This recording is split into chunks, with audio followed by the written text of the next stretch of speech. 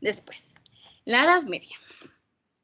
En la Edad Media, bueno, aquí ya vamos a entrar como en la parte de la burguesía y por qué la burguesía juega un papel importante para la Revolución Francesa.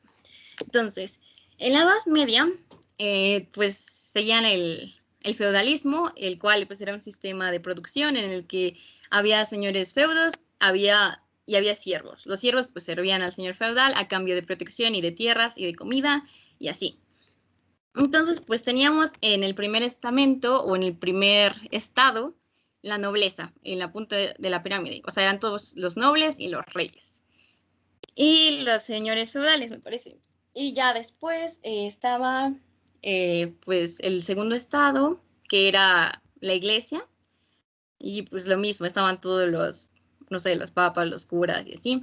Y por último, el tercer estado o el tercer mundo, el cual se refería a los campesinos y los siervos.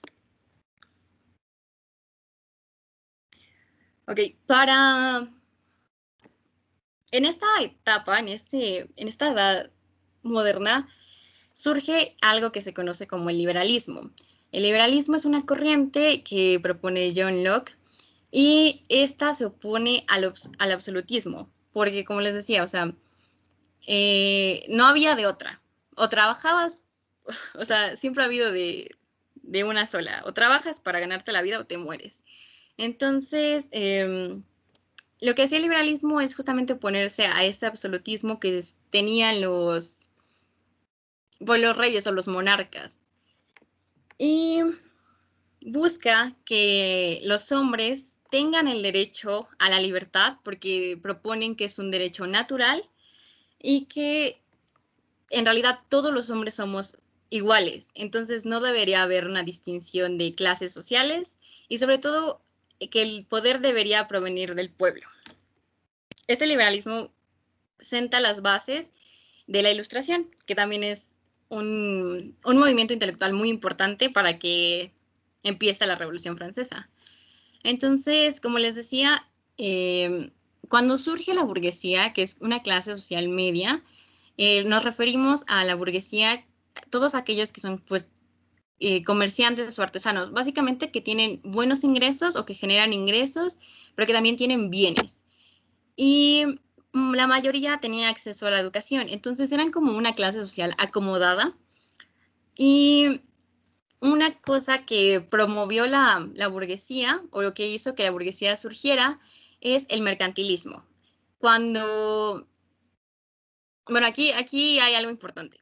En la Edad Moderna, después del feudalismo, cuando se rompe este sistema del feudal y el señor feudal y el siervo, empiezan pues a cada quien como generar sus propios recursos, ¿no? O sea, cada quien ya se empiezan a crear los primeros comerciantes. O sea, ya cada quien puede crear algo, no sé, los artesanos pues pueden hacer artesanías y los campesinos, no sé, algunos se dedican al cultivo de algodón, otros al del trigo y empiezan a comerciar entre ellos porque hay algo que se llama la irrupción, me parece, del dinero. O sea, ya empieza a generarse capital y como tal empiezan las monedas.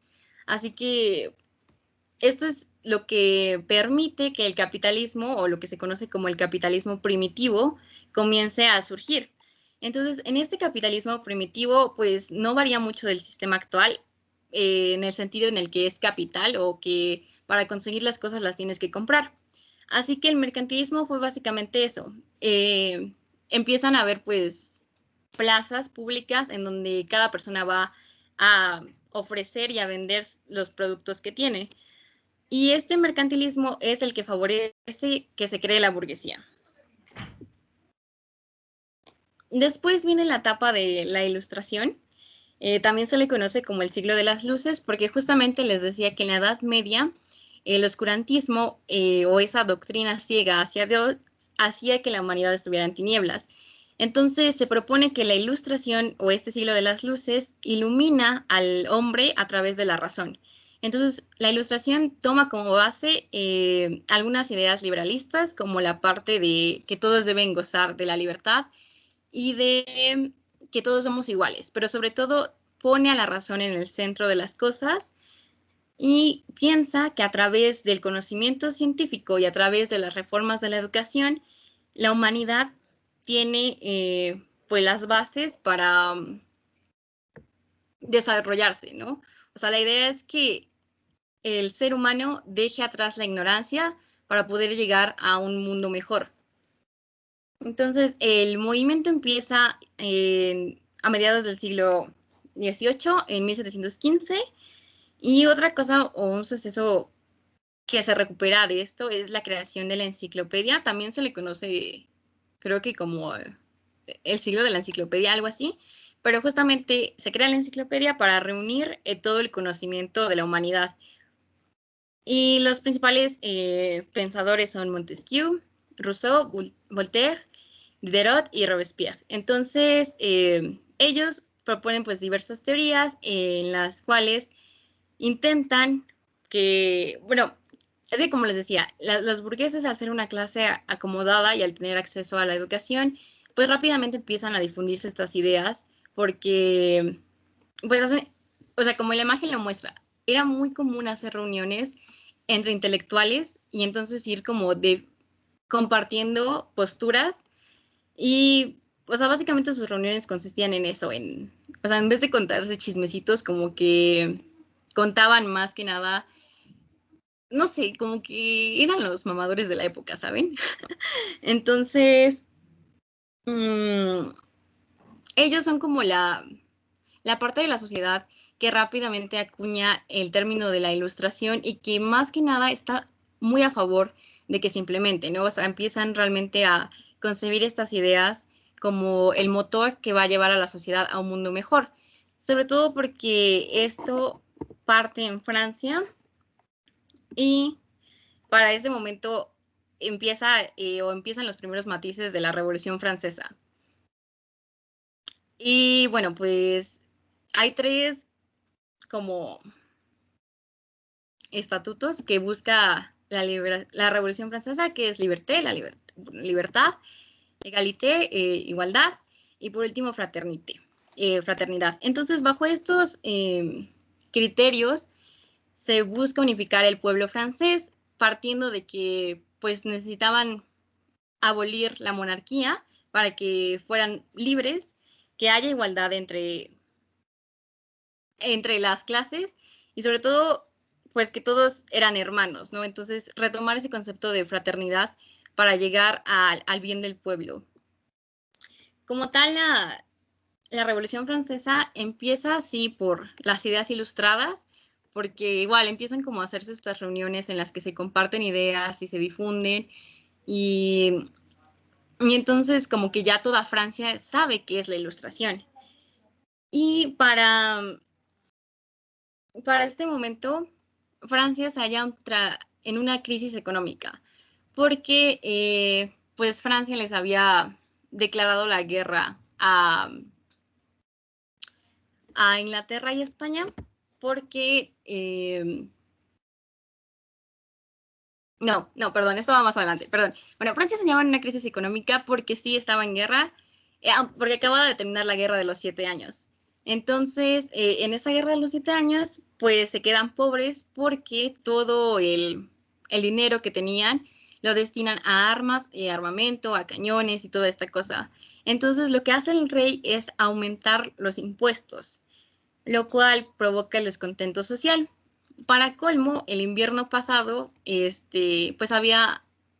estuvo tan frío que no hubo buenas cosechas y por ende había una sequía y el pueblo padecía de hambre. Pero también se decía que pues los monarcas tenían reservas de comida y no eran capaces de dárselas al pueblo. Entonces, en este pueblo bueno, los campesinos en este momento eran pobres, totalmente no tenían qué comer. Y sobre todo, pues es como muy popular, o varios habrán escuchado la expresión que dijo María Antonieta acerca de que coman pasteles, ¿no?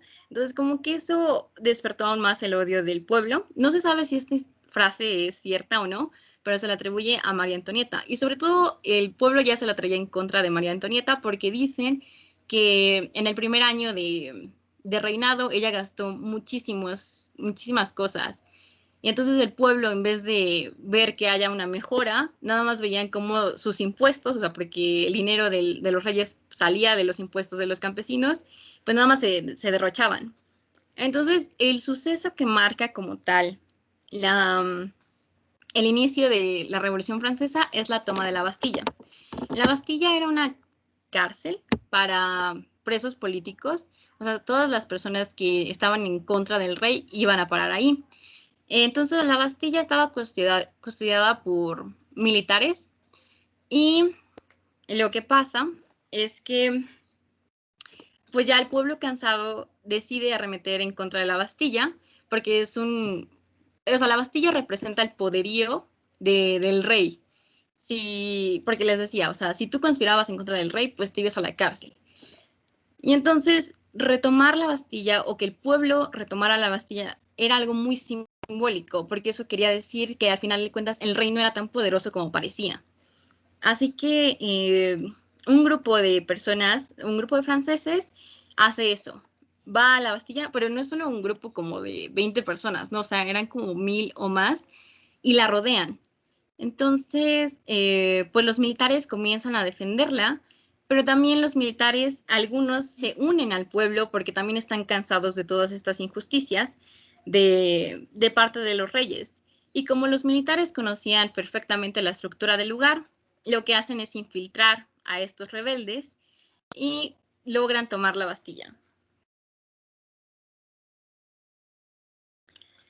Después, eso es como el antecedente, pero como tal, eh, la Revolución Francesa inicia en las calles de París.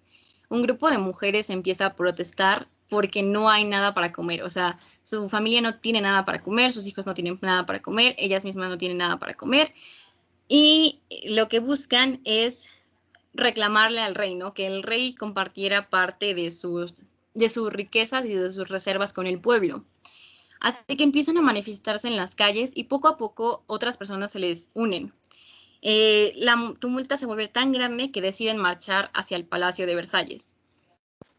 Cuando llegan al Palacio de Versalles, donde residían Luis XVI y María Antonieta, pues se sacan de onda, ¿no? Porque llegan de repente campesinos armados con antorchas, queriéndolos linchar, más que nada iban por María, porque querían su cabeza. Entonces, eh, llegan al palacio, se quedan en los jardines y empiezan a lanzar piedras, a gritar. Y pues la milicia o como el grupo que protegía el palacio, obviamente empieza a defenderlo. Pero les decía, son tantos los rebeldes que no pueden más que pues contenerlos. Entonces, pues como Luis XVI se da cuenta de que es imposible detenerlos, decide salir al balcón y pues trata de apaciguar al pueblo. Entonces, pues les propone que les va a dar la mitad de sus reservas para que no sufran hambre. Sin embargo, el pueblo no está contento. O sea, algunas personas sí y deciden irse, pero otras no. Otras exigen ver a la reina. Entonces, María Antonieta sale también al balcón y Luis XIV se retira, pero María Antonieta sale con su hijo, porque pues ella sabía que si salía le iban a matar. Así que pues utiliza a su hijo como escudo, por decirlo así, para que le tengan clemencia. Y funciona.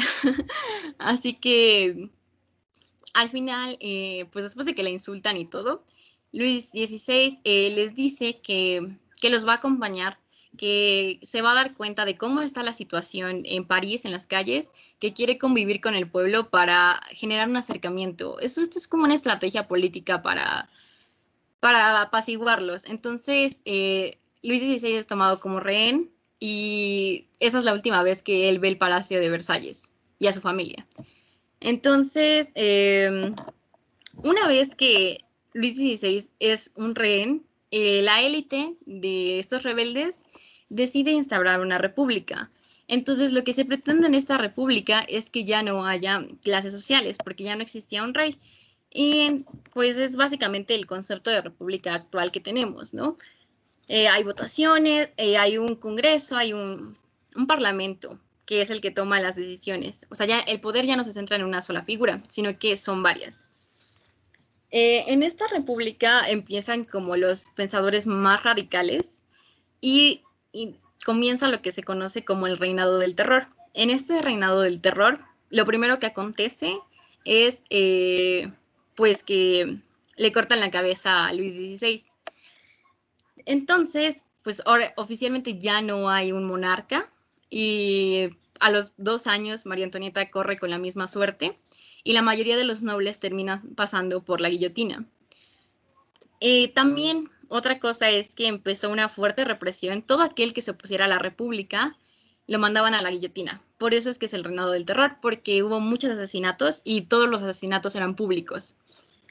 Así que después de este reinado del terror, como que a la par empieza una guerra contra Inglaterra y España. O sea, esto es como en medio, me lo salté, perdón. Pero antes de que Luis XVI muriera, Inglaterra y España se alían para invadir Francia, porque tienen miedo de que las ideas de la Ilustración se expandan y que España e Inglaterra corran con el mismo destino. O sea, no quieren que se acabe la monarquía. Y lo que deciden hacer, pues, es enviar tropas para atacar Francia y para apaciguar a los rebeldes. Entonces, Luis XVI en esta, pues, estrategia política decide declararles la guerra para que el pueblo vea que está de su lado, ¿no? O sea, que Luis XVI apoya a la república, que apoya que haya un nuevo orden social. Entonces ya, después pasa lo del reinado del terror y al final en estas guerras, quien destaca como personaje notorio es Napoleón Bonaparte.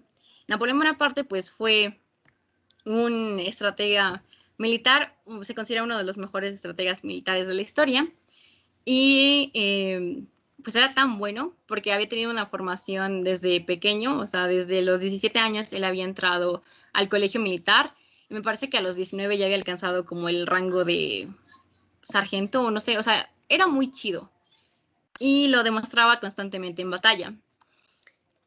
Entonces, Napoleón se dio cuenta de que realmente él tenía un poderío que inspiraba respeto en Francia y sobre todo que tenía la capacidad para proclamarse emperador. Entonces, es así como culmina en sí la Revolución Francesa. Napoleón se proclama emperador y en vez de pues fundar una república como los ilustrados pensaban que iba a pasar o como en realidad pretendía la Revolución Francesa, pues al final se vuelve a instaurar un imperio. Y a partir de aquí pues empieza como lo que se conocen como las guerras napoleónicas, en donde Napoleón empieza también a conquistar otros territorios. Y creo que a grandes rasgos es eso. Ya vamos a profundizar después en lo de las guerras napoleónicas y también vamos a retomar el concepto de la ilustración para ver cómo impactó en América. ¿Y ya? ¿Alguien tiene alguna duda?